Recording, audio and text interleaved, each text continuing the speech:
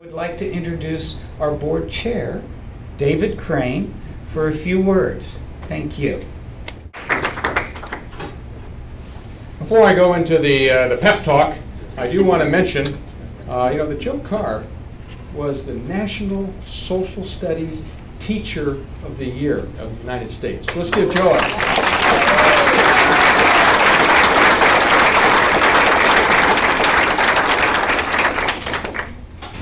I've been sitting here just thinking about all that we have done collectively in the name of Robert H.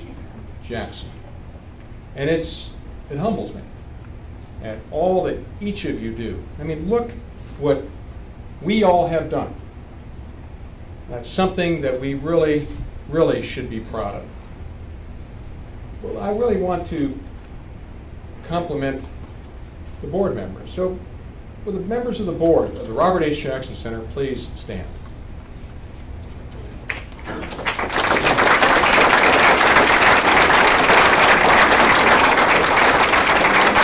Thank you, ladies and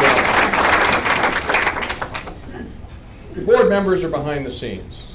They're out talking about the Robert H. Jackson Center. They're raising funds. They're worrying about the future of the Robert H. Jackson Center. This is a great board. This is a motivated board. And I am humbled and pleased to be their chair. Every day I see the things that they do to ensure that this great institution has a future. So again, to my colleagues, thank you, thank you, thank you. I also want to mention, we do have, for the first time, a permanent professional president. Jim Johnson, a colleague, a friend who I've known for almost 30 years. We were a little bit younger when we first met each other. I do want to again give special recognition to our president.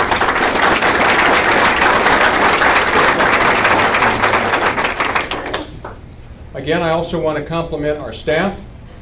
They make things happen every day, to include Carol Drake, who was recently retired.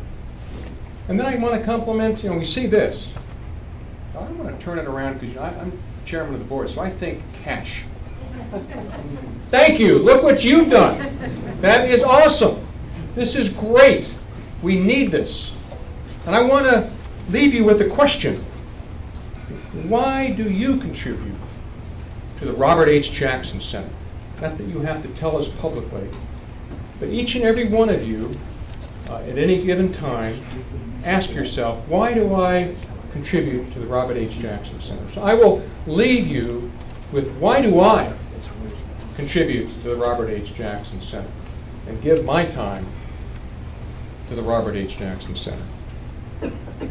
I had the privilege and honor of being the second American to be a chief prosecutor at a war crimes tribunal.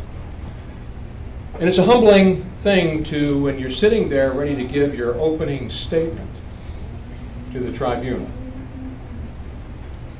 Your speech, your opening is on the podium, and the presiding judge looks at you and goes, "Mr. Prosecutor, you're opening." As I walked up to this podium, not this one, but the podium there, I felt the presence of Robert H. Jackson. As I was writing my opening statement, and it took about 3 weeks, I went back and reread some of his comments. Of course, I am not holding myself out to be anything close to that great man. But one of the things that I found as I was reading, and when you go to the IHL Dialogue, International Humanitarian Law Dialogues, at the end of August, you can talk to my other colleagues, the other chief prosecutors. What do you get from that? You know what I got from that? Righteous fury. When Robert Jackson strides to that podium and stands there, he is representing the destroyed, the disabled, the maimed, the murdered, the mutilated. You are the only person who can tell that story in a court of law. And I understood that righteous fury. Not unethical fury, righteous fury. Someone has to represent those people, be they in Germany, Europe, or West Africa. So that's what I took from Robert H. Jackson was that ability to seek justice for the oppressed. So that's why I contribute to the Robert H. Jackson Center, because we are the only center that continues the legacy of Robert H. Jackson. In Jamestown, the national lawyer, the Attorney General of the United States, and an Associate Justice of the United States, and an international chief prosecutor. We are the only ones that can continue this legacy. And you are. But we have to continue to do this. So I will leave you with just this one question. Why do you contribute to the Robert H. Jackson Center in Jamestown, New York? And thank you for that support. I expect your support in the future. Frankly, folks, we need your support.